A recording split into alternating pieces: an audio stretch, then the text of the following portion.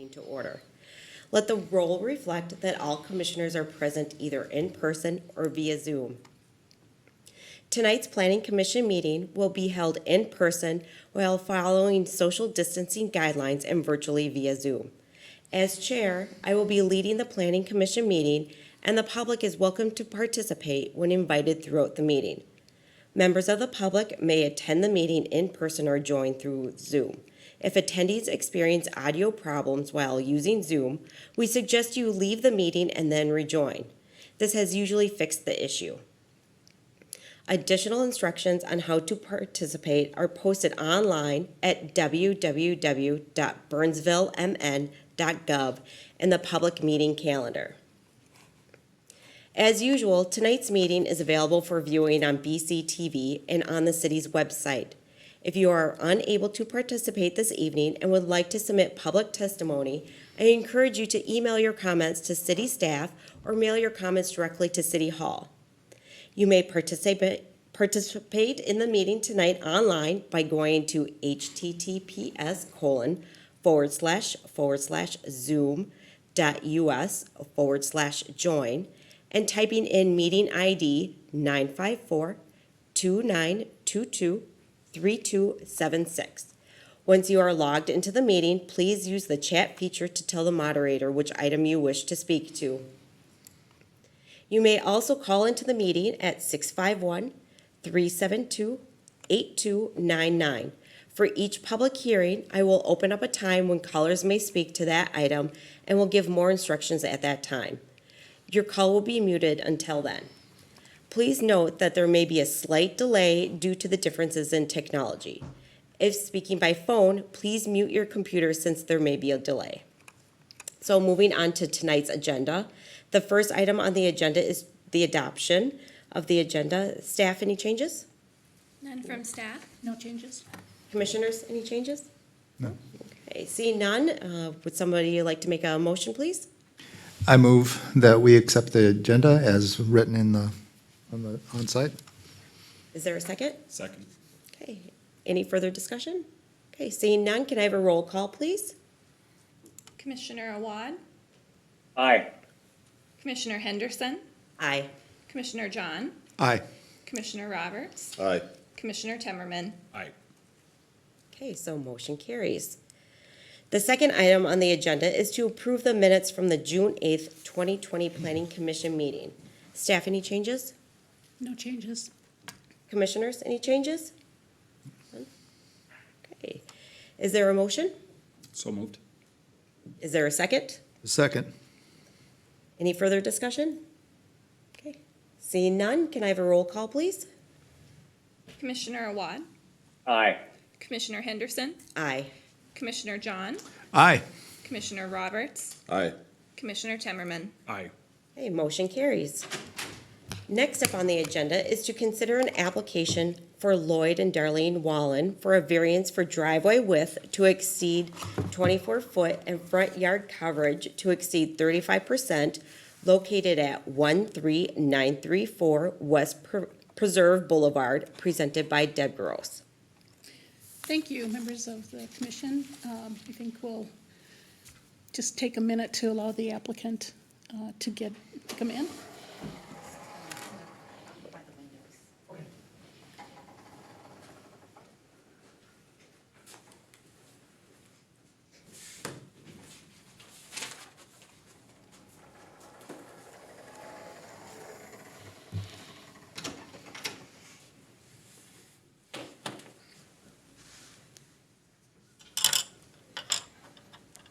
And for the applicants, the chair just called this item to order, so we will start then. Yes, that'd be great. Thank you. The application before the Planning Commission this evening is to consider a variance application.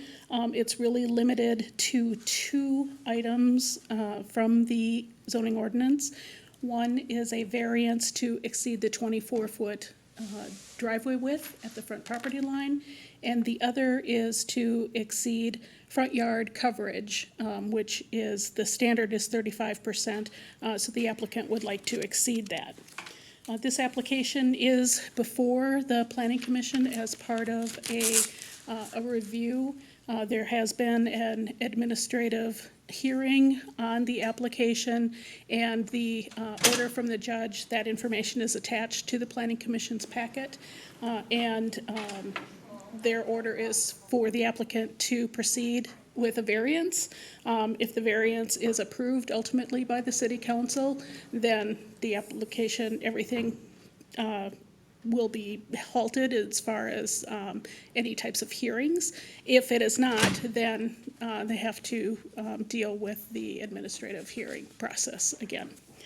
So at this point in time, I've provided in your packet a history of the subject site, and also the property itself is a single-family lot, zoned R1 single-family. It is a larger lot, both in width and area, than our standard single-family R1 lot is. It's indicated in red and then circled in red on the pictometry. And the site abuts actually the city of Savage to the west, so it's right on the border of city of Burnsville and city of Savage. With that, what we have included in the background material are kind of the chronology of events that have taken place from the very beginning through the administrative judge's review. And basically what we have is a situation where the lot was vacant. It was the last vacant lot in the area. Most of the area developed several years ago. There are 3 lots within this subdivision that developed later. Part of this property was actually located or used to be connected to Rupp Industries, which is on County Road 42. The city did a street project which bisected their properties, so they then came in later and subdivided and got the rezonings to change the area where the subject site is to single-family residential. So with that, as I had indicated, the applicant is requesting variances. The lot itself was platted in 2007. It is single-family. In 2018, the applicant provided their building plans and survey, which was included in your packet. Those did meet the ordinance, so the building permit was issued, and that showed the driveway width at the front yard being 24 feet, and the front yard coverage was less than 35%, so it met the ordinance at the time it was approved. And this is a copy of the survey, and this is in your packet. And where the driveway distance is circled in red, that's at the front property line is where they are identified. And then this shows the front yard coverage with the original building permit was 32.65, and 35% is the standard. Then the home was constructed. And the applicant was advised by city staff that at this point in time, it looked like the curb cut opening was wider than the 24 feet. So the applicant was advised that he would need to come in to apply for a variance or change this so it met the ordinance.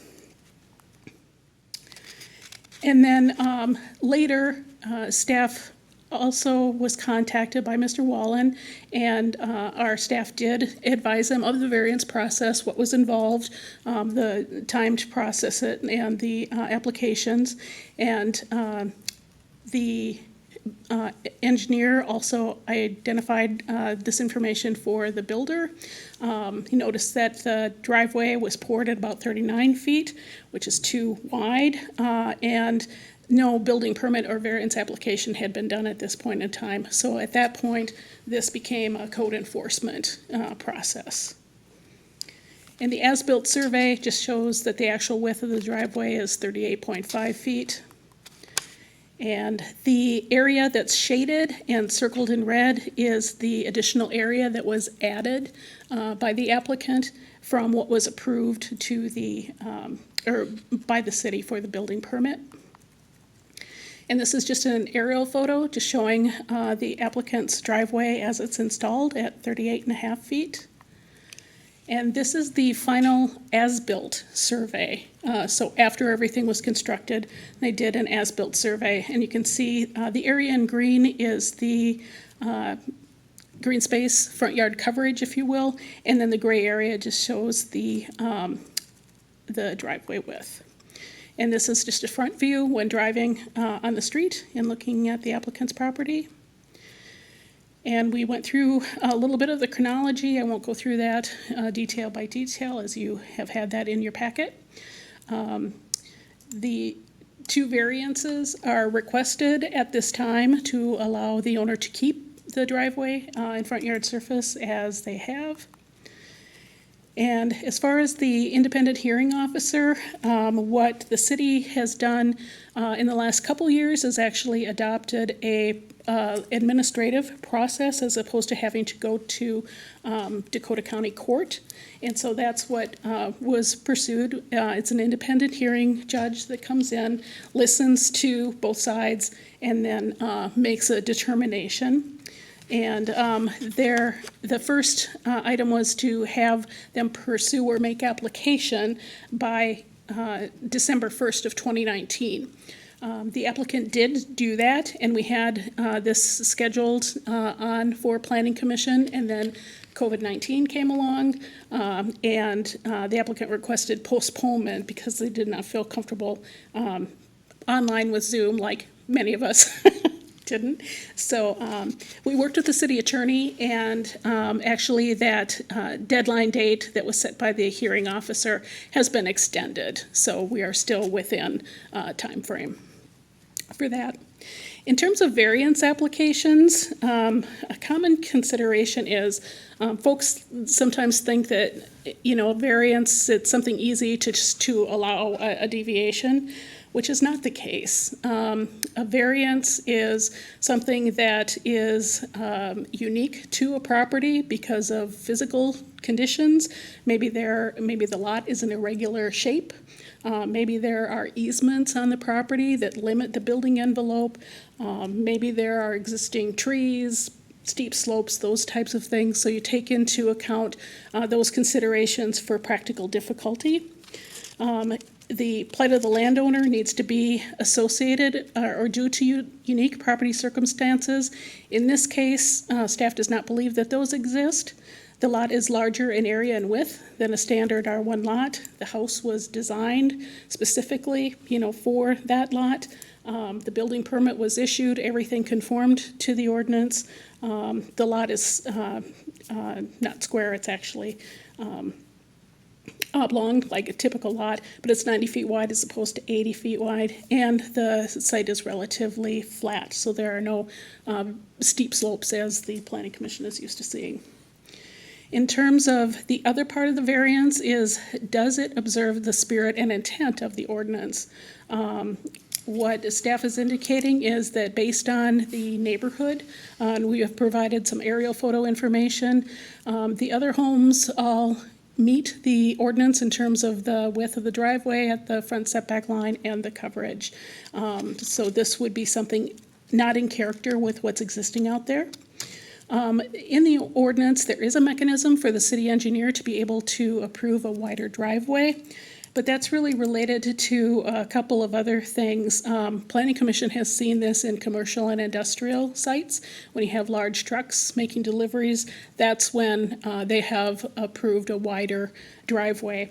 The other thing that needs to be present if they are to do this, is that there has to be a slope condition based on the driveway, the street, etc., that causes, again, kind of something similar to a practical difficulty or something associated with the property.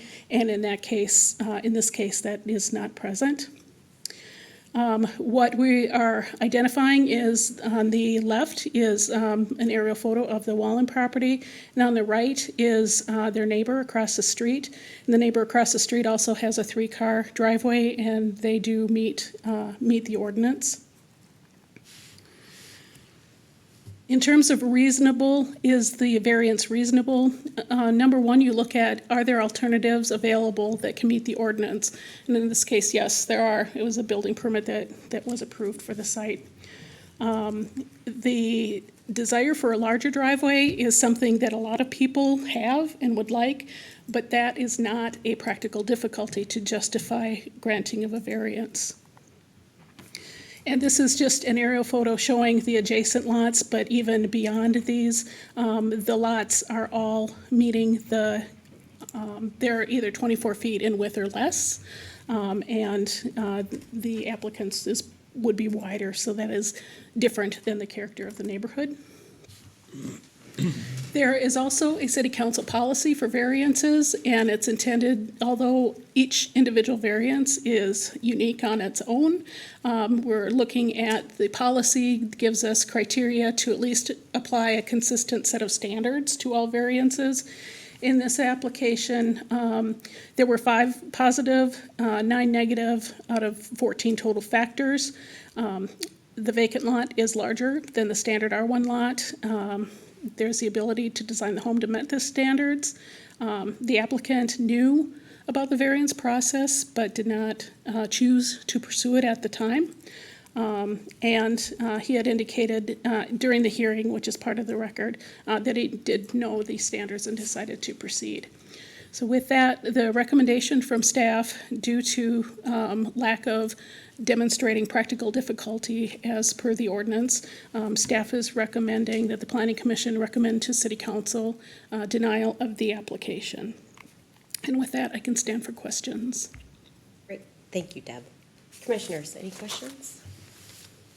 Commissioner John.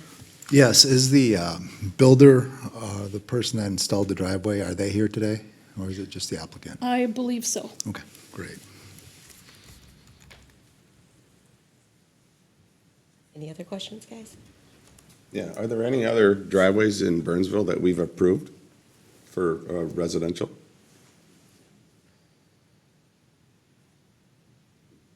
I mean, if it doesn't even have to be Yeah. that big, but I mean, in regards to just an overall, yeah, this one was bigger, so they had a variance and we approved it? Not that I can think of, no. We have approved variances for setbacks and those types of things, but not for these 2 items, as far as I know, at least for the 15 years that I've been here.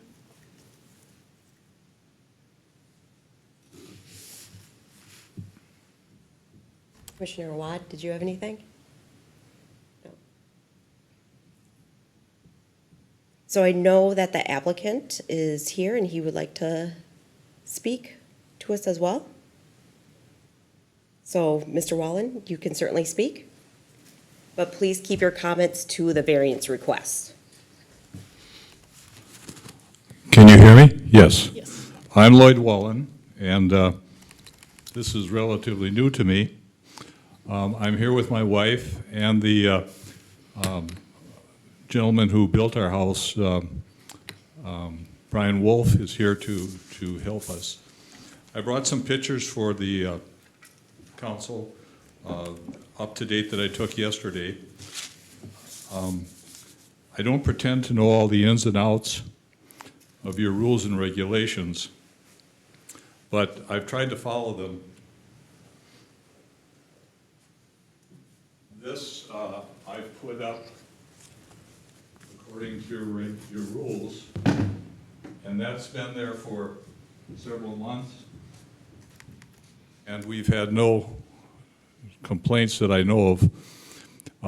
The driveways both across the street, 2 different residences have curb cuts that are wider than 24 feet. I'm not saying that's good, bad, or wrong, but we were the last house in this development, so I don't think we're going to be affecting anybody there won't be any other builders coming in that would rely on what we did to make wider curb cuts. The reason we moved to Burnsville and took this lot was that Burnsville, unlike most municipalities, allows you to have a garage fairly large, as long as it's not larger than the footprint of the house. And my wife recovered from a brain aneurysm in 2016, at which time I sold my practice. And we designed a house that would accommodate her needs and mine with the motorhome. And the motorhome really necessitated a wider driveway to get in and out. The street is fairly busy.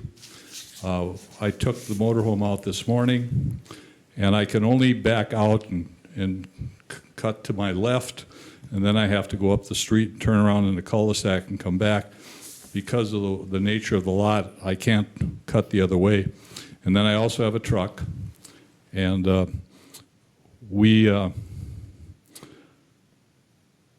I guess we found that it works very well for us. Nobody seems to have complained. And I will give you some pictures that I just took this morning that shows you how we finished up, and I'll try to answer any questions you might have.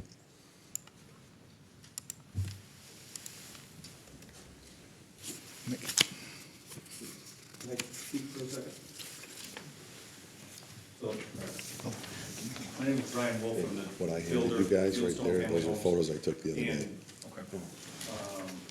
one of the commission asked if there's driveways wider than 24 that have been approved. I don't know that they've been brought to staff to be approved, but there's lots of driveways in Burnsville that are wider than 24 feet. That we know for sure, and there's even some on that street. One of the notes here was that a three-car garage across the street, showed a narrower driveway at the right-of-way. Well, a typical three-car garage is about 30 feet wide, 28 feet wide. 10.7-26 allows for the city engineer may approve driveway access exceeding 24 feet and/or exceed the 10% if A, the access is a service entrance for large trucks. I don't see anywhere in here that it specifically references industrial or commercial or agricultural properties. Where earlier on the screen it said it applies to residential properties, or it doesn't apply to residential properties or something along those lines. But this doesn't define it one way or another. We have a 38-foot motorhome and a 24-foot wide truck that have to be able to get in and out of this driveway safely. And the house was always designed with this large garage. And could a 24-foot driveway work? Sure it could, but it's gonna look way out of proportion and not perform to get this large vehicle in and out like a number A lets us do here. So, there are driveways that are wider than 24 feet, and as far as the 35% rule coverage, this particular site has some drainage issues and concerns that the larger driveway here, I would argue, helps those drainage issues because the driveway is hard surface that drains to the street curb and gutter rather than to the property to the south where we have a 1% slope along that property line. The more water we put there, it's presenting a problem for the neighbor to the south also. So what we have works, it looks good, it fits the neighborhood, nobody's complaint. I'm hoping we can have common sense prevail, but I understand you don't want to set a precedence for every other builder or client or customer to come in and say, I want my driveway 38 feet wide. We knew the rules and the challenges.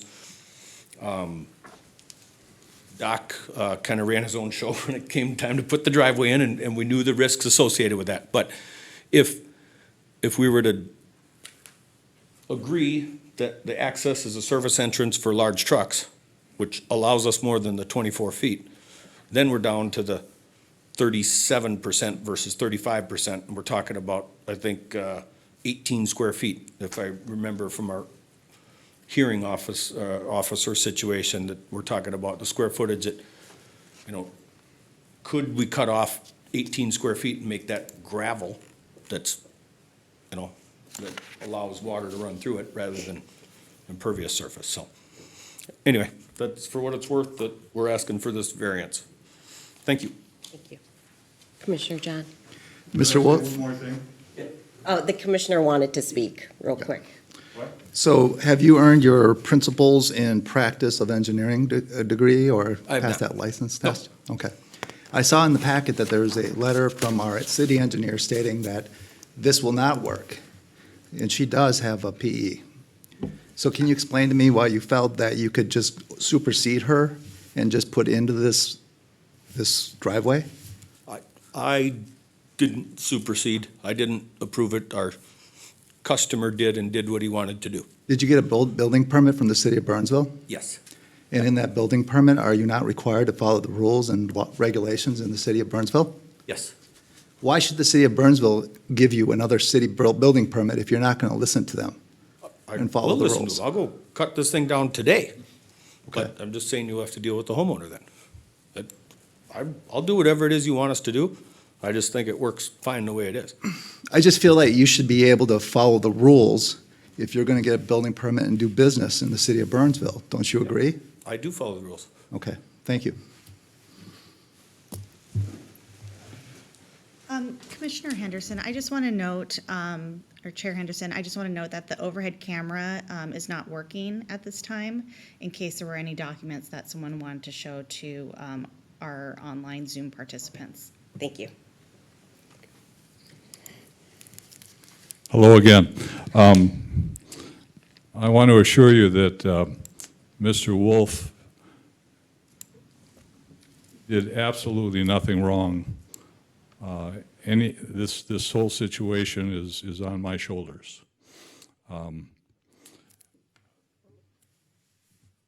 When we first started to get the driveway laid out, and we had a lot of problems with drainage. We came into a lot that everybody had been dumping in for several years.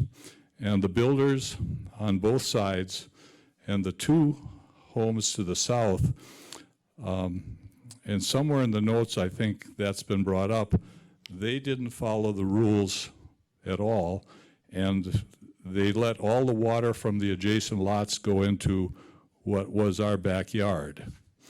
And so I worked with them and Fieldstone Family Homes, Brian particularly, and a number of the engineers from the city, and we worked out a way to get the water where we were able to get somewhat of a flat backyard now and get the water running to the sides. I have two other pictures I'll show you that will show there's a V cut on each side of the driveway. But getting back to the driveway, I wish I could remember the name of the one gentleman that came out one day, and I tried to show him based on the plat map or the drawings that if I were to back my truck out, which was about 24 feet long, the driveway was cut like so, and I would drive over the edge of the driveway just getting the truck out of the garage. And so he said, well, you can move that cut further down. A gentleman named Walter, really a nice guy. But he said, you can move this cut where it went like this. He says, just take it further down to the road. Well, I got down to within about 6 feet. Sir, can you go back to your microphone so the people on Zoom can hear you as well? Sorry, I got down to about 6 feet of the road, and then I would cut over and make a zigzag to get out. And it just seemed me to logical, rather than have a small area of grass there, to simply go straight to the curb, cut the curb, and then I'd have a place to put my two trash bins. So you'll notice on the pictures I took this morning, that's been convenient in the winter because I will clean the whole driveway out, and then I can put the two trash bins right off on the corner, and we can still get the truck and my wife's vehicle straight out. Obviously, the motorhome sits in the garage most of the winter, but we did take it out this winter to go down to Arizona for a little bit of time. So if I could say anything, please don't hold Mr. Wolf responsible in any way. I kind of oversaw everything. I was there every day because I'm kind of semi-retired. And I just watched, and I'm very fussy about everything. So if the wider curb cut is anybody's responsibility, it's mine. Now that being said, I think we have a very beautiful house. It fits well into the neighborhood. We love the neighborhood. I practiced in Burnsville for 55 years, And we lived at that time in Apple Valley, so then we moved to Burnsville specifically so we could get that bigger garage. And with the motorhome, which is my pride and joy, I'm very careful with that, and the ingress and egress of that is really what has made the driveway wider and helps us a lot. So I'll try to answer any other questions, and I'll give you the pictures to show you the V-cuts on each side for the drainage too. Not working. Chair Henderson, we do have access to a camera now Okay. for the benefit of Commissioner Watt and other listeners on Zoom or viewers on great. Zoom. We can actually place the maps on a table over here. I can go ahead and do that. Thanks, Regina.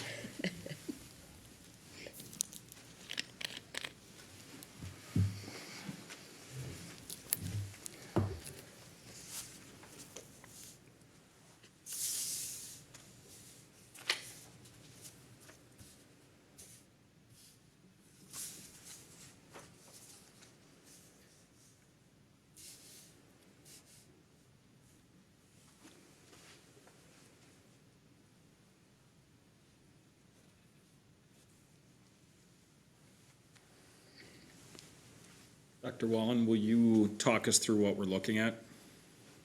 Excuse me? Will you talk us through what we're looking at here? Okay. The elevation in the back of the house to the curb cut is approximately, I don't know, one or two degrees difference. It's very, very little. It's almost flat.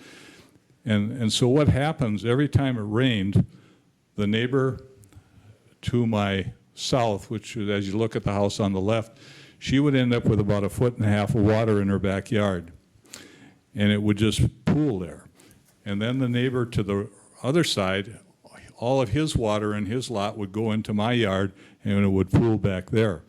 So because the builders on either side didn't complete or follow the rules, and that was before my time, we had to figure out a way to get that water back out into the street.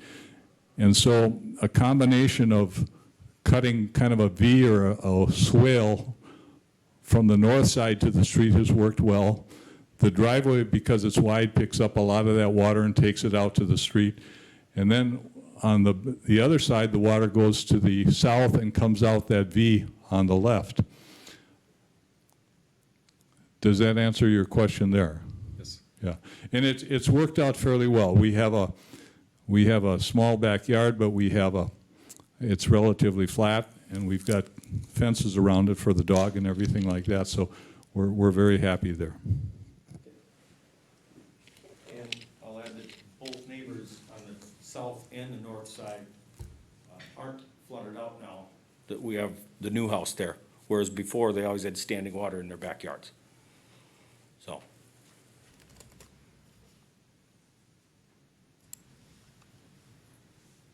Commissioners, any comments?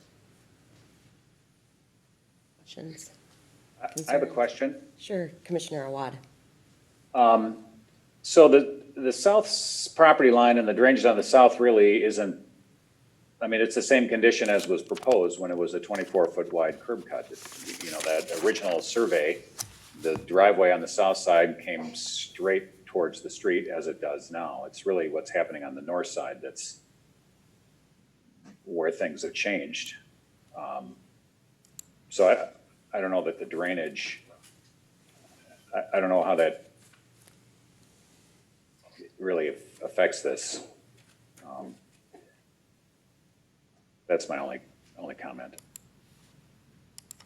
Well, maybe I'll follow up and say, I know what you mean, having kind of a driveway that necks down to the street is a drag. There's no way to avoid driving over a corner of your grass. But it's a pretty common condition in any new house in the city that has a 3-car garage and a 24-foot wide curb cut. It's kind of part of the deal. So it's a drag, but it's something that most people most everyone else has to live with. So. Or they change it after they have their certificate of occupancy and it never gets looked at again. That happens a lot too.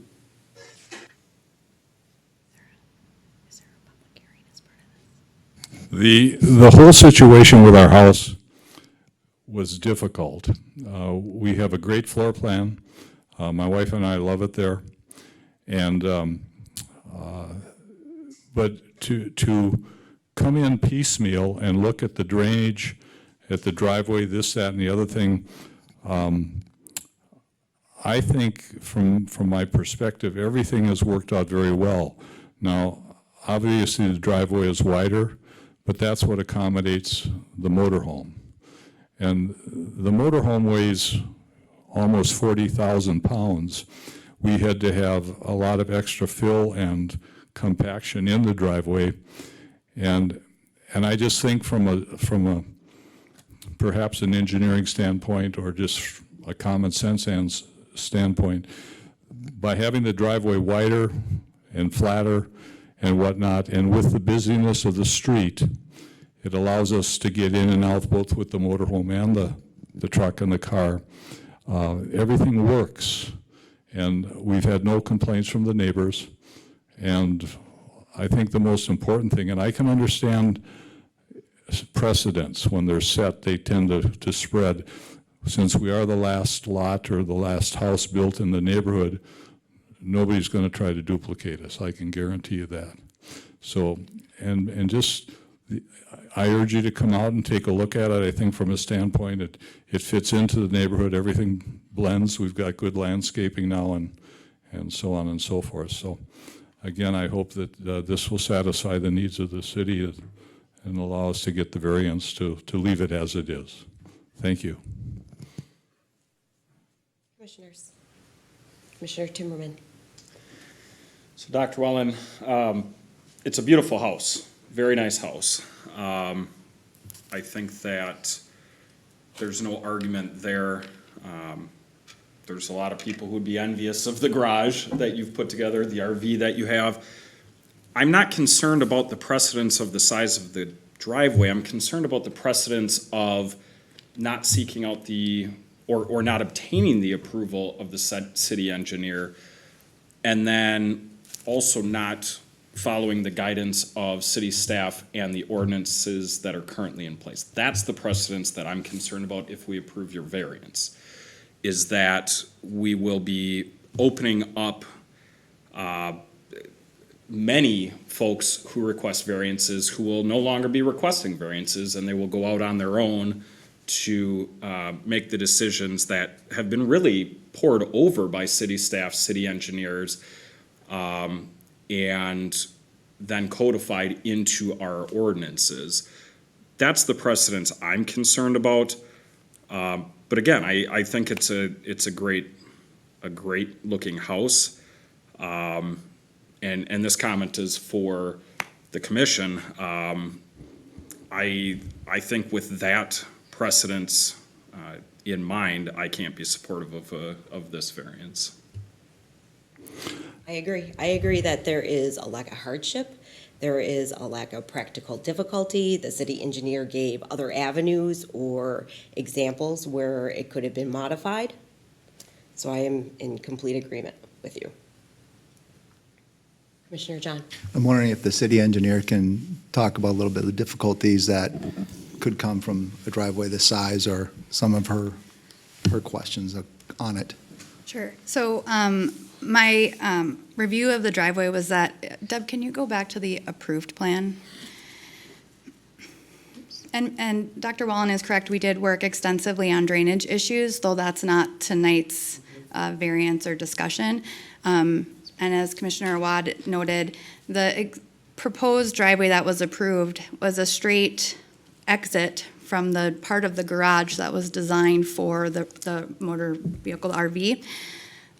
West Preserve is a wider than usual street. So typical residential street is about 32 to 34. Just measured, it's 38 feet. So they have extra width on the street to back out or to back in from the street. A lot of more maneuverability than a typical residential street would have. As far as the way it's configured here, the only difficulty would be for the automobile, the car, the passenger vehicle, to have to curve around. The truck, the RV, can both go straight through. So I didn't see that as a large vehicle hardship like some other instances. The code doesn't specifically say industrial, commercial, but that's the intent. And so for those reasons, those are the reasons why I did not support making the driveway wider. So can I ask, you agree though there's not any drainage issues? Or caused by the driveway being wider? If Yeah. you're going to speak, you'll have to come up to the podium so that people can, we've got the, Sure. The 37% versus the 35%, do you see any real issues with that in terms of drainage issues? I do. The more green space you have, the better it is for the stormwater to percolate into the ground. When you put it onto a hard surface and run it out into the street, then it goes into our storm sewers quicker. Our storm sewers aren't designed to handle that much runoff. They're designed to handle the runoff of a impervious surface coverage that is in the code. Now, it's a little amount, as you're kind of noting, but if everybody did a little, that's a big problem. So that is why the impervious surface coverage is also a concern for me from a drainage standpoint. As far as having the water run off into the street, as shown here, on that south side where you do have the narrow swale, and it's doing the same as if you had built it in the way that's shown, that having a wider driveway is having no impact on that. Right, and if we took the impervious surface, let's say just from those three lots, the three newly developed lots, where the houses to the south and the north have way, way less than 35%. If we average, just using those three lots, we would be well under 35% on all three of them. Well, this wasn't designed that way to be as a package deal. Right, But understood. I'm just- we look at it on a house-by-house basis and then kind of law of averages. If everyone did the max, that's where we're coming from there. Understood.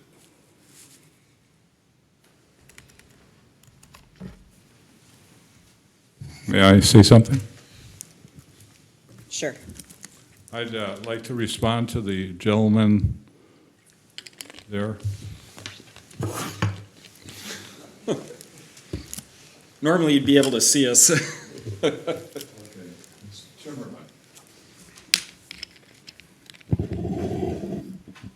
Mr. Timmerman, I've been around the block, and your point was well taken. Too many people today just go out and do what they want to do. I think we've seen that the last several weeks with a lot of protest groups around the cities and throughout the United States. I don't want you to think that I'm so brash that I would simply do this without trying to work with the city. I did go to when I anticipated a wider driveway than 24 feet because of the wider garage essentially, I did go to the city and I talked to some young lady and I asked about what is a variance.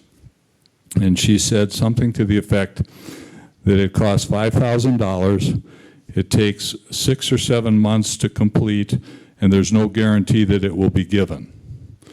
And I kind of thought, well, gee, that doesn't sound like anything that's really even possible for what we were doing, because we were trying to get a house built in a timely fashion, move out of our house in Apple Valley, and it seemed to rain all the time. So when it came down to it,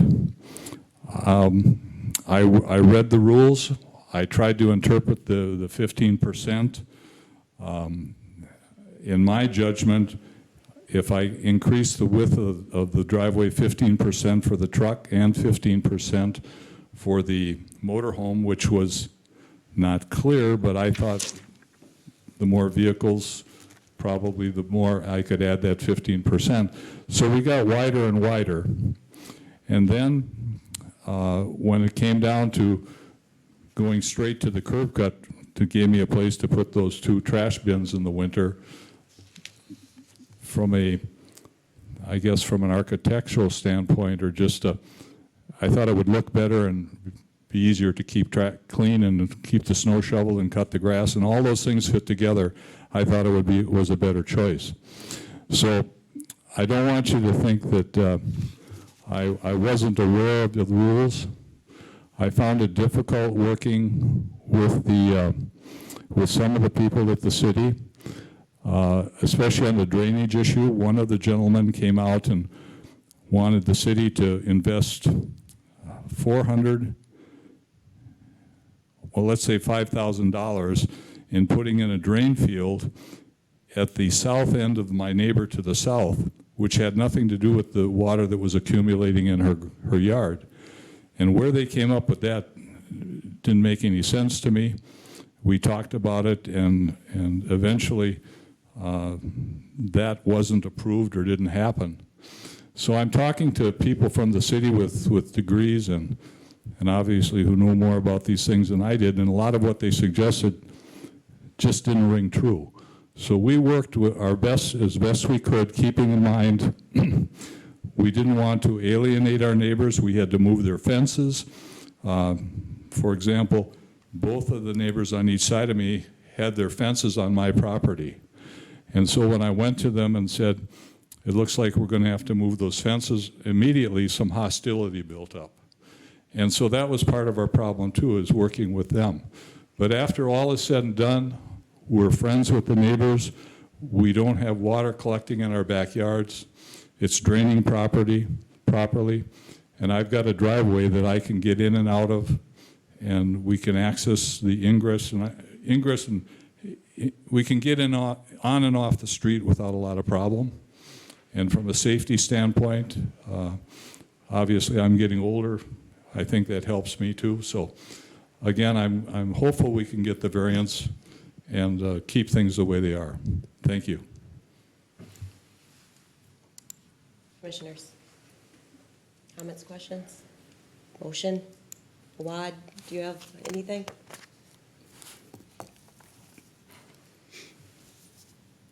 Yeah, I'll make a motion. Are we ready to make a motion? Point of order, isn't there a public hearing? Yeah, are we in a No, hearing? there's no public hearing. Oh, we're Oh, not. a public hearing's still open? Okay. Oh, okay. Do we have to move to close the public hearing? There is no public hearing. Oh, A variance is one of the very few items that, that you look at that doesn't have a public hearing. Didn't know. I don't know why, the state statute just did it that way. or is this like a public comment portion of our meeting that needs to be closed out, or? Nope. Nope. Okay, so it's okay to make a motion? Yes. Okay.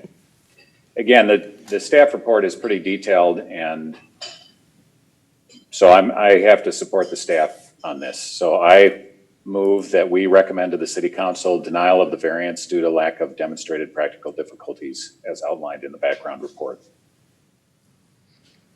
Is there a second? Second. Okay. Any further discussion? Nope. Can I have a roll call, please? Commissioner Awad, I'm voting in the positive, is that correct? in Aye? the positive of your motion. Yes. Aye. Commissioner Henderson, Aye. Commissioner John, Aye. Commissioner Roberts, Aye. Commissioner Timmerman. Aye. Okay, so motion carries. And this will be heard on the city council's July 13th meeting agenda. July 21st. July 21st, I'm sorry. Okay.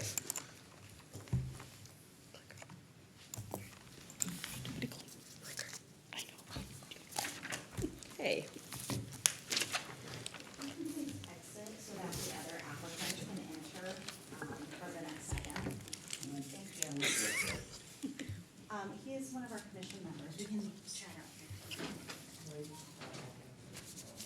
Oh, no, it'll be all wet. Watch this be one of those things you're not supposed to put it on. It's gonna zap me. Microphone too.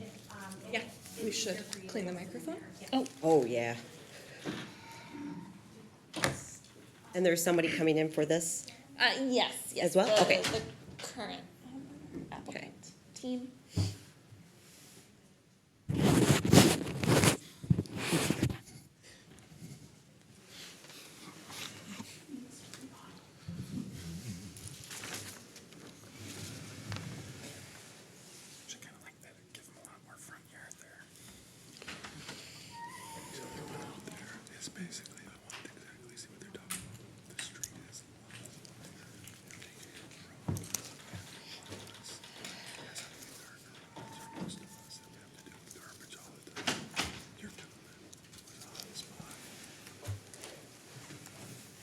Okay. Chair Henderson, the two individuals would like to speak or listen on the next item following, but they asked to come in right now. Perfect. Welcome. Okay, so moving on to the fourth item on the agenda, and this is to hold a public hearing for Gerald, sorry, I'm having a difficult time speaking tonight. Gerald Cartier for a planned unit development amendment to subdivide Lot 2, Block 3, Berkshire of Burnsville to facilitate the individual sale of twin home units located at 13905 and 13907 Eagle Park Lane, presented by City Planner Sarah Madden. Thank you, Chair Henderson. Good evening, Planning Commissioners. The site before you this evening consists of a twin home lot in a residential subdivision, and it's an existing plan unit development. It is very common in Burnsville for residential subdivisions to have been established as these PUDs, plan unit developments, sometimes with design standards or lot deviations to accommodate densities. So this particular subdivision was platted in 1982. The construction of the twin homes was kind of a phased development, and in fact, the twin home that we're going to look at tonight was constructed many years later in 1996. So this site is a little over 17,000 square feet, and it's one of the only twin home structures that's in this development that in which the two sides of the twin homes are not two separate parcels. So they are two units with firewalls separated on one individual lot. So the proposal this evening is for an amendment to that plan unit development to facilitate the subdivision of this lot. There is no plat associated with this application, and the actual subdivision is not what's before you this evening. But because there is an administrative subdivision process that the applicant applied for prior to making plan unit development amendment application, in which it was noted that lot line adjustment within a PUD does require an amendment of that PUD, as well as that one of the lots in question, shown here as parcel A, didn't meet the lot width standard. So it is measured at 39 feet on the survey, and 50 feet would be required on a twin home lot with that zero lot line development. So that is the requested deviation to the city code that's in this request tonight.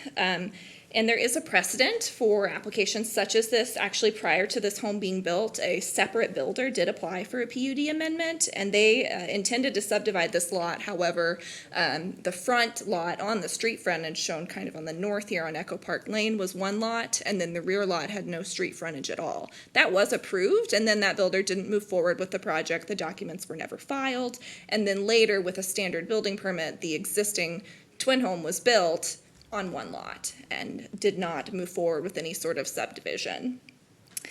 So while that was approved, it didn't move forward, and this is what we have today for a request for a similar type of application, but with a different configuration, with working with the building as is. So no changes to the home is proposed with the application. This is just for that land use approval for the shorter lot width, so that that administrative subdivision process can be processed by staff at a later date. So benefits to this proposal are that it's not going to alter the overall appearance of the subdivision of the home. It will be consistent with other twin homes in the development, which are on two separate lots, many of them through a waiver of subdivision process. That's the administrative subdivision process that staff can process based on our subdivision ordinance. So it'd be consistent, and then the approval will facilitate the potential owner to purchase units separately rather than one property. So this application is a public hearing this evening. We're recommending approval as presented, that there is consistency in this type of an application. So we're recommending approval of the plan unit development amendment to facilitate this subdivision for the twin home lot. And I can stay for questions. The applicant team is also present. Great, thank you. Commissioners, any comments, questions, concerns? Okay, so with that, I will open the public hearing at 7:25 PM.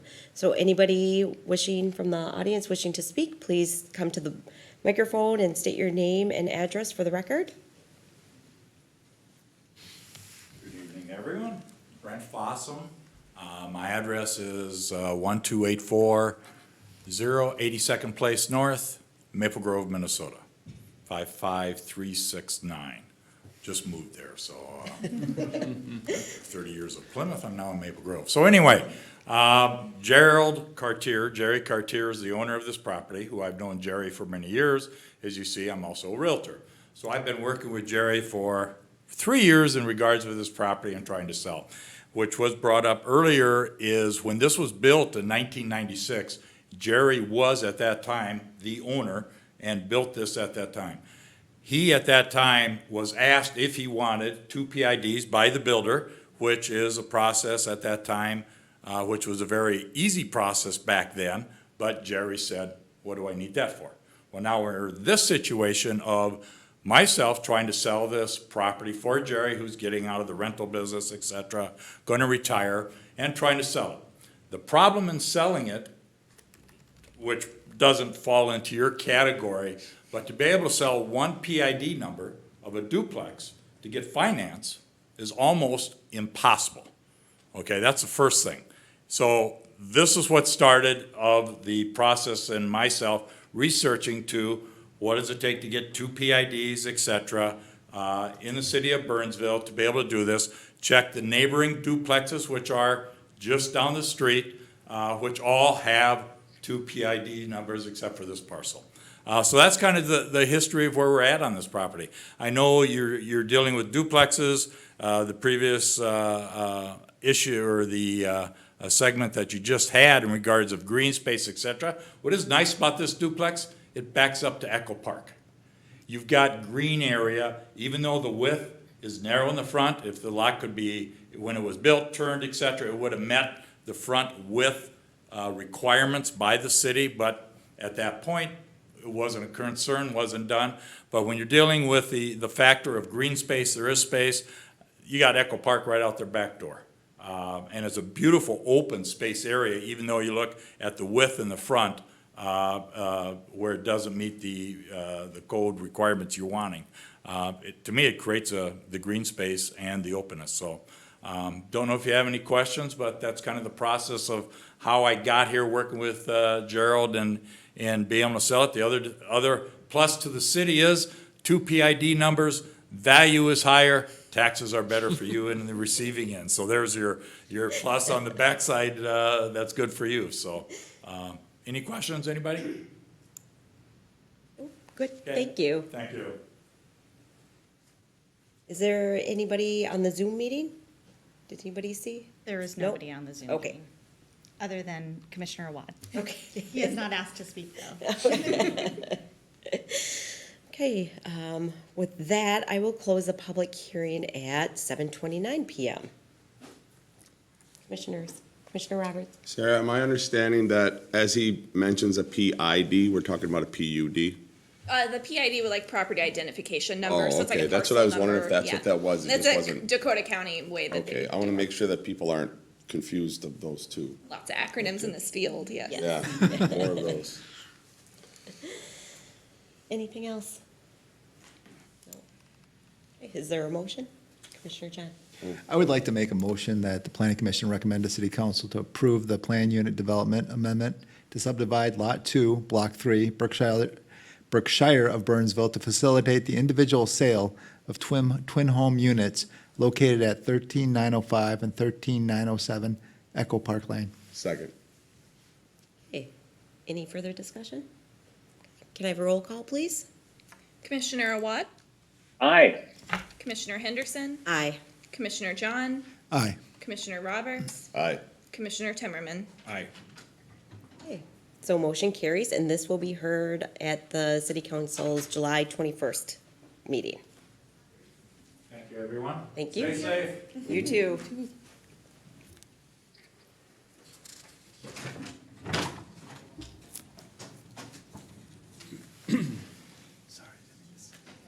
No. is already.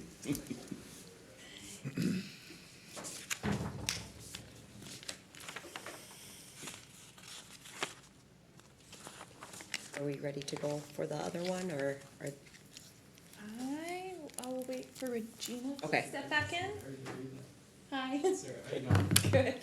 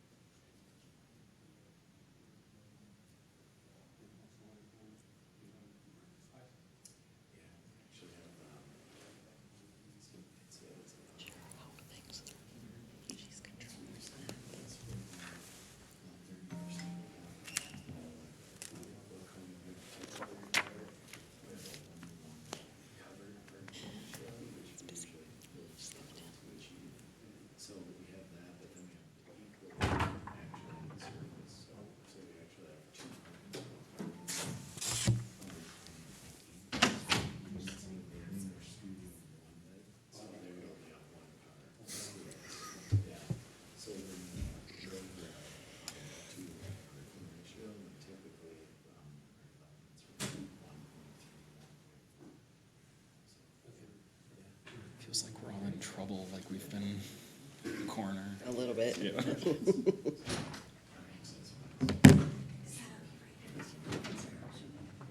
feel like she should measure it out to make sure it's 6 feet. I like the idea of those hats with the pool noodles on them. Have you seen those?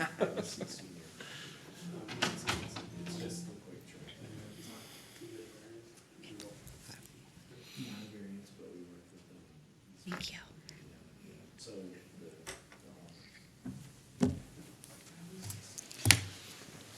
Okay, so moving on to the fifth item, which is a public hearing for Stencil Group 1 or 2 LLC for a preliminary and final plat approval of a one-lot subdivision to be known as Burnsville Luxury Apartments and a planned unit development amendment for construction of a 120-unit apartment building and a variance from the subdivision ordinance utilities standards to be located at the vacant land south of the new Quick Trip and east of the Valley Ridge Senior Building between Burnsville Parkway and County Road 5, presented by City Planner Sarah Madden. Thank you, Chair. So the purpose of this item is to conduct this public hearing related to the development application before you for a new market rate apartment building that's proposed on a piece of vacant land in Burnsville. So the application does include a request for a variance to the subdivision ordinance related to overhead utility lines that are proposed not to be buried. So the subject site is a 4.83-ish acre property. So the existing parcel is platted as an outlot of the existing Valley Ridge Heights subdivision, which was platted at the time of the Quick Trip development when they came through city approvals in 2018. This is proposed to be platted into a new lot and block of record, a buildable lot, Lot 1, Block 1 of Burnsville Luxury Apartments. So the subject apartment building site is zoned mixed use on the city's zoning map. So surrounding parcels to the north are commercial areas zoned B3 general business. And to the south, there are some single family homes. To the east, across County Road 5, medium density residential in a planned unit development. And to the west, additional mixed use with the Valley Ridge Senior Living site. Adjacent properties are guided in our comprehensive plan as low density and medium density residential with that same business to the north and mixed to the west, as well as the Quick Trip site is a mixed use zoned site as part of this planned unit development. So the subject site has received a few land use approvals over the years. Recently as 2018, as I previously mentioned, approved for a PUD amendment and a plat for the Quick Trip development, which is currently under construction. So longtime residents of Burnsville, though, may note it as the site of the former Valley Ridge Shopping Center, which was demolished. So in 2010, the Dakota County Community Development Agency received approval for this as a mixed-use site, including the 140-unit senior living facility and the concept approval for some office and commercial development on the remainder of the site. What that would turn into did morph over time. In 2017, applications came in for the Quick Trip development as well as a request for 27-unit townhome development. The townhome developer did eventually withdraw their application, and that portion of the site, which we're discussing tonight, remained vacant while the Quick Trip went ahead and is now under construction. So this is the final phase in this mixed-use plan unit development that began in 2010. In the mixed district, land use approvals of a CUP, or in this case, it's a PUD, required for residential-only buildings, as well as just for apartments with more than 10 units. So this is the request that's before you this evening, in general as a PUD amendment of that Valley Ridge PUD. So the proposal does consist of 120 market rate apartment dwelling units. The applicant's providing 120 enclosed parking stalls. I wonder if this will work. Oh, maybe not. Okay, no laser pointer. So 120 market rate apartments. There's 120 enclosed parking stalls that are included as part of the site. So 100 of those are underground and 20 of those are in detached structures, also part of the plan unit development approval, multiple buildings on one lot for those above ground but enclosed stalls that do meet the ordinance requirement of 1-to-1 per unit for enclosed parking spaces, as well as 120 surface parking stalls, so totaling in 2 stalls per unit. So that does exceed our ordinance requirements for a multifamily parking requirements. A portion of the spaces are described as compact spaces. A deviation is requested as part of this. So the typical parking space size in our ordinance is 9 by 18. There are spaces underground labeled as compact spaces that are 8 by 18. So the same length, but smaller in width parking spaces.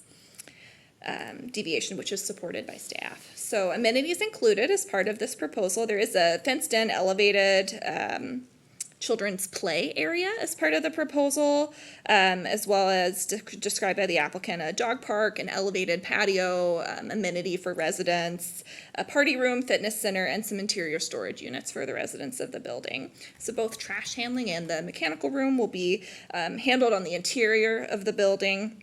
It's proposed at just over 40,000 square feet, 40,740.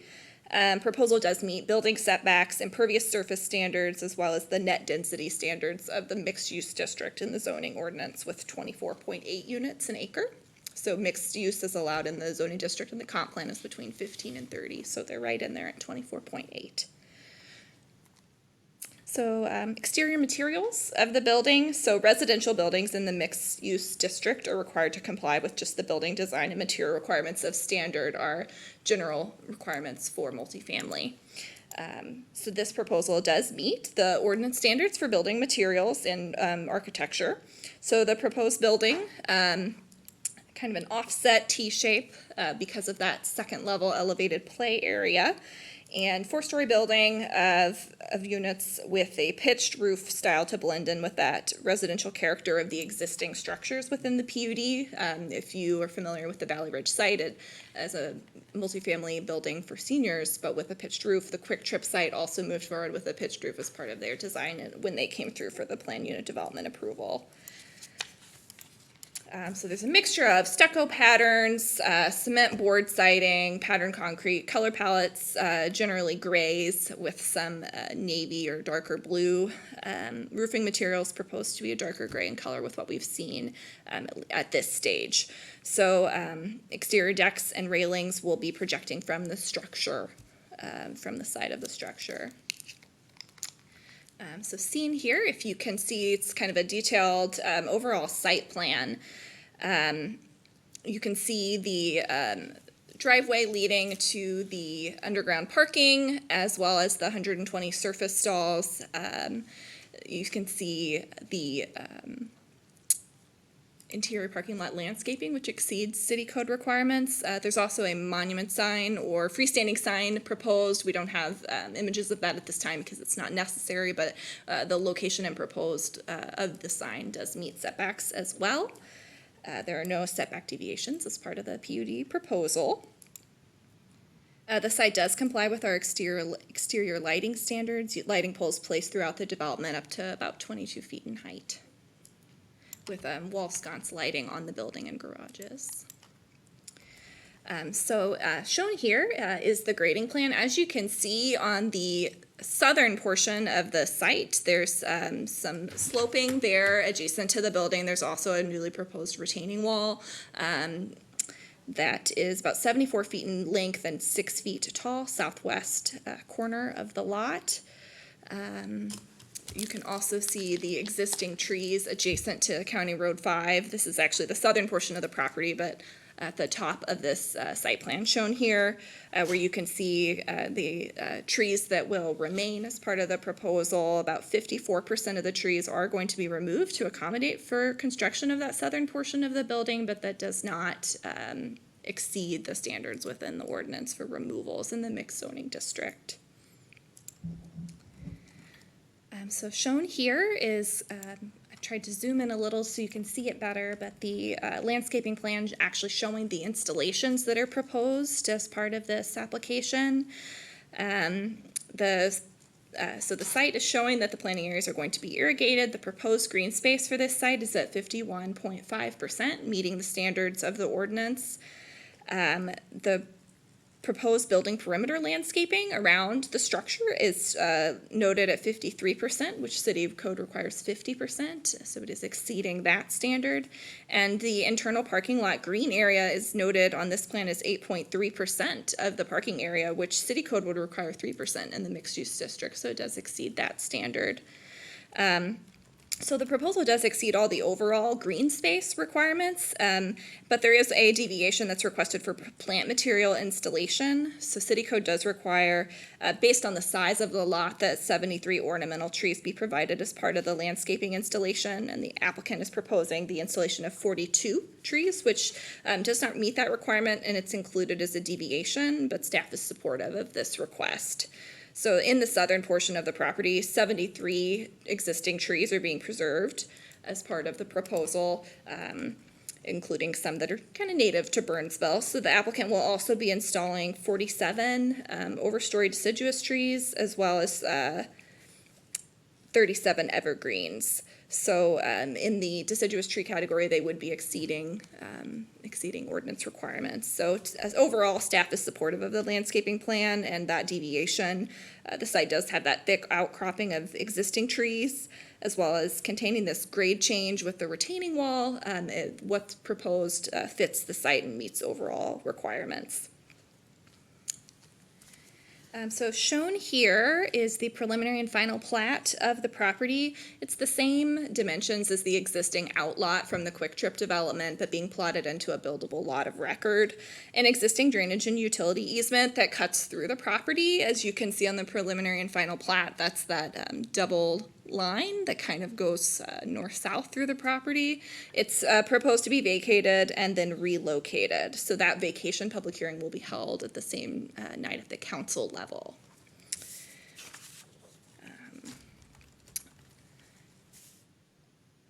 Okay. So deviations, as mentioned in some of the plans we've looked over so far, overall plan unit development approval for the fact that this is a multifamily apartment building, which would be typically allowed by CUP. In this case, it's an existing PUD, so it's an amendment for the land use approval overall. Deviations for the off-street parking space width from 9 feet reduced to 8 feet to accommodate incorporation of compact parking spaces, to allow multiple buildings, the apartment building and the detached garage for the enclosed spaces on one lot, and then to reduce the number of ornamental trees to be installed on the landscaping plan. So staff is supportive of these deviations. We feel that there is a land use benefit to the city as a whole with the proposal as the parcel's been vacant for approximately 8 years since the demolition of the shopping center as we waited for this planned unit development mixed use to kind of get through its final phase. Request is for new multifamily market rate housing, which is an amenity for the city as a whole. There are sidewalks proposed as part of the development, connecting through the parking lot through to the existing Quick Trip and Valley Ridge structure. They're all connected. They'll get people who wish to walk on them to the nearby Neal Park and the overall city trail system, as well as an MVTA bus stop. The proposal exceeds building perimeter landscaping standards and exceeds internal parking lot landscaping standards as well. Overall, staff is supportive of this application. Some engineering considerations. So there are improvements associated with the property that would necessitate a development contract with the city that would go along with the planned unit development. So there's new, of course, hard surface that wasn't there before with the bituminous parking lot. There's new retaining walls, and then utility extensions and service connections. There's a stormwater system that's accommodated underneath the parking area and an underground chamber system for rate control and water quality. And as mentioned, the existing drainage and utility easement will be vacated and relocated into a new easement to facilitate the construction of the building. So there are some various engineering related permits that will need to be obtained at the building permit stage. The variance request mentioned before is related to the burying of utility service lines. So there is existing overhead power along County Road 5, as well as cutting a portion of the property. The subdivision ordinance does ask that these service lines be buried as part of new development. This property is not a new subdivision. It's the last parcel in an area to be developed, and in fact, it's a redevelopment plan, not a new development. So staff, when seeing the plans, recommended this course of action for a variance to accommodate the plan design decision. A portion will be buried that conflicts with the construction of the building, but along County Road 5, the bulk of that will not be buried, and in fact, it's connecting into the system along the highway, or along County Road 5, it would not necessarily be feasible to bury in one section. That's the last section when it's not buried anywhere else. So staff is supportive of that variance request as part of the application this evening as well. So overall, staff is recommending approval of the application, subject to 7 conditions. Of course, the conditions and plans of the previously approved PUD remain in full force and effect. Second, the plans to be revised to illustrate bicycle parking meeting the standards of the mixed zoning district prior to issuance of building permit. So that would be alongside the existing surface parking for automobiles. There's the condition that no exterior freestanding or wall signage can be installed without a sign permit application. That all city engineering memo comments be addressed prior to issuance of building permit, and then development fees in the amount listed on the PowerPoint are due prior to the final plat being released by the city for recording. And then a development contract, as mentioned, is required for this development because of the public improvements associated with the proposal, and a low-impact development management practices agreement executed and recorded prior to issuance of building permit as well. As mentioned, overall, staff is recommending approval. This item is a public hearing tonight. I can stand for questions, and our applicant team is present as well for any other questions you might have about this. Thank you. Thank you. Commissioners, any questions? Commissioner Roberts? Sarah, I didn't read, I couldn't see anything in our notes in regards to traffic with the 120 apartment buildings, a couple hundred parking stalls, 1 in, 1 out. Was everything looked at and everything is to go? Yes, so as part of the initial application, trip generation counts were provided, and they did not necessitate further traffic review. If you wanted to, okay. I figured you guys covered your bases, but I didn't read anything on it, so I just want to make sure, yeah. Okay.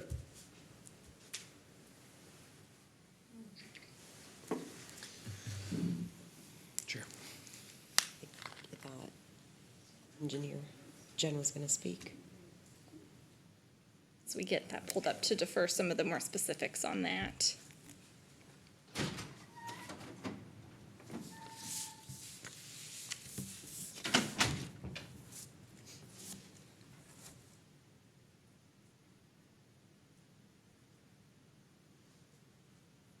While we wait, is there anything else I can answer? Did you have a question, Commissioner Timmerman? Yeah, and it might be answered in, what is being looked at right now, but I know that when we looked at this in the past, for the Quick Trip going in, there was some conversation about traffic and sidewalks and safety concerns, with the road that goes past the senior living community. That kind of abuts the Quick Trip, and I wish I had a good map to look at it. I don't know if there's. 36. 136. Right, I guess a good image there, but I'm just wondering if this particular project has kind of abated those safety concerns. If you remember, people were concerned about the traffic going through the senior facility basically at 25, 30 miles an hour into the Quick Trip or into this new complex. So I guess what is the difference with this project compared to past conversations? So past conversations, there was originally, because this was intended to be a full mixed-use development, that there would be a road connection, actually connecting all three of the parcels. With the last discussion that went through, both with the townhomes that eventually withdrew and with the Quick Trip development, that road was not, it's not going to be connected. It's a pedestrian connection only for the access drive that was to connect the Valley Ridge site to the Quick Trip and to the proposed apartments. So there is a pedestrian connection only there that is no longer a shared access So for nobody can vehicle take traffic. shortcuts to the Quick Trip through that. They would not be able to. They would get nowhere. Yep. They could park there if they really, they shouldn't, but they really wanted to.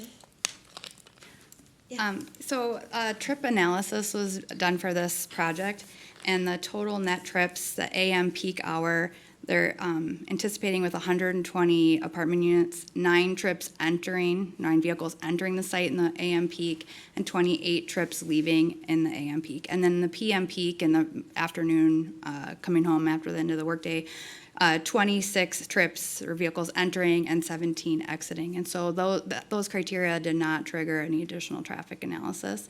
The consultant that looked at this did look at the level of service of the nearby traffic signal. Level of service is the amount of delay anticipated based on increased traffic, and that was not impacted.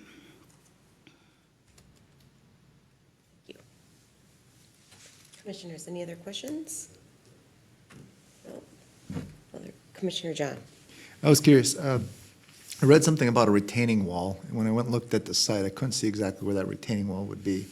I will move forward. You can see it on this plan in the southwest corner. It's kind of a L-shaped, Oh, the very corner. okay. Can you see that? I'll see if I can find one that maybe shows it better. Use the mouse if you Well, walk up there. If I walk up there, yeah, because the laser's not working. Yeah, I know. It sort of does, but then doesn't. This is the retaining wall mentioned, about 74 feet in width. Can you, the mouse It doesn't doesn't show show it either. I can't see that. Oh, man. Well, Technology. The old-fashioned way. it's right here. Okay. Yep, and so it's only about 6 feet in height. Oh, it's pretty short. Is that off of a road there?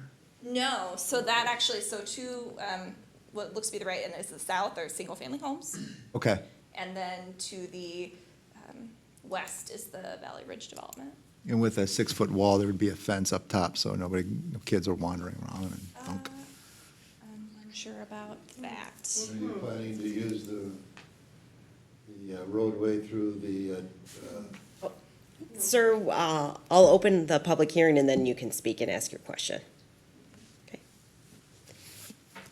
Any other questions, commissioners?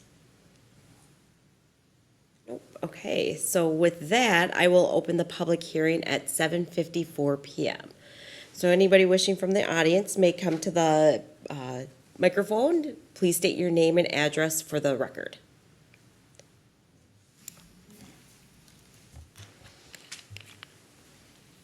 Indicator, and I live at Valley Ridge. Can you hear me? Did you get it, Deb? Should I go? but I didn't know whether you want me to touch it or not. We've been cleaning it. Okay. So, the 120 units, and it's not 55 plus, it's family. I'm very happy to see that a playground has been included this time, where last time they were anticipating them playing in our yard. But with 120 units, if they're luxury apartments, I would be guessing that at least one person is working, that they're not on welfare. And that's got to be at least 120 people leaving, during the day and coming in and out. They may be doing different hours, maybe some people work night shift or something. But then you've got all that other traffic from the Quick Trip. Is that safe in case of fire, that there's only just one, access to that place, not using our driveway? So the fire marshal did review this project and worked with the applicant on the turning movements for the fire truck, and there were no issues seen from their end in the fire department. Okay, and they're going to be content, just having that little stub road that they have to share with Quick Trip? Yes. They were approving of the project.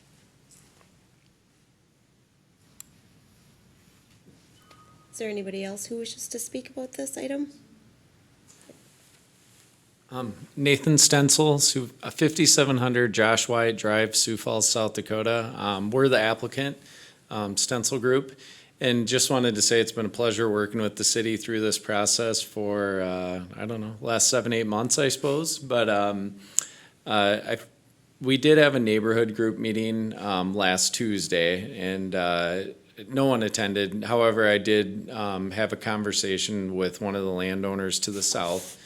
And one of his concern, or his only concern was, if he asked if we would put a fence along the property, of which I told him that I would mention it tonight, and we definitely will be doing that per his request. It was not planned, but we want to be good neighbors.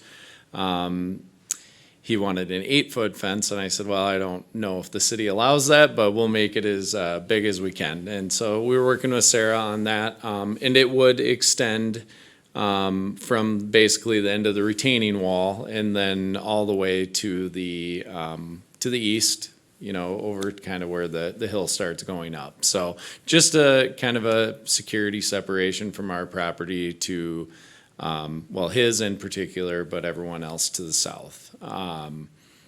So I wanted to mention that, and then today we did receive an email from the Dakota County CDA, and I believe the representatives from Valley Heights or Valley Ridge, sorry, had sent over a couple of concerns, and one would be just wanted to make sure that one was the sidewalks and just kind of knowing if we had any access like leading up to Quick Trip, and then if it would really if it encourages people to be walking towards their property. It really doesn't. The only sidewalk we have is basically going throughout our parking lot and then leading to the Quick Trip. Their parking lot, of course, or their sidewalk is on the other side of the actual entry there. So we have not addressed that. I just received that this afternoon, but we will be addressing that, and we want to be good neighbors. We want to build a great building in your community and appreciate your support. So, Great. Thank you. Thank you. Is there anybody else? Anybody on the Zoom meeting?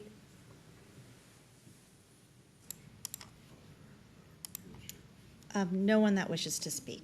Okay, thank you. Okay, with that, I will close the public hearing at 7:59 PM. Commissioners, your thoughts? Is there a motion? Commissioner Roberts. With nothing more to be said, I move that the Planning Commission recommend to the City Council approval of a preliminary and final plat of a one-lot subdivision to be known as Burnsville Luxury Apartments and a planned unit development amendment for construction of a 120-unit apartment building and a variance from the subdivision ordinance utility standards to be located on the vacant land south of the Quick Trip and east of the Valley Ridge Senior Building between Burnsville Parkway and County Road 5, subject to the following 7 conditions that are listed. Chair Henderson, Commissioner Awad had risen his hand. Commissioner Awad. Oh, I was gonna second the motion, Okay, but maybe it's too soon. great, nope, perfect timing, thank you. Any further discussion? Commissioner Timmerman? Mr. Stencil, I have just a curiosity when things are being developed in the city as to timelines. If this is approved by the city council, what is your timeline for getting shovels in the ground? Yeah, so if everything goes well tonight, then we are on the council next week. And pending the approval there, our goal really is to be starting this project in early September. So, this fall. Anything else? Okay, can I have a roll call, please? Yes. Commissioner Awad, Aye. Commissioner Henderson, Aye. Commissioner John, Aye. Commissioner Roberts, aye. Commissioner Timmerman. Aye. Okay, so motion carries, and this will be on the city council's July 21st meeting agenda. Thank you. Thank you. Okay.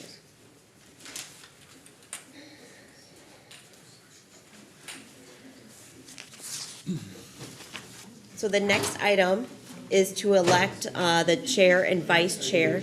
Oh, guys, can you take it outside so we can continue with our meeting? Thank you. Thanks.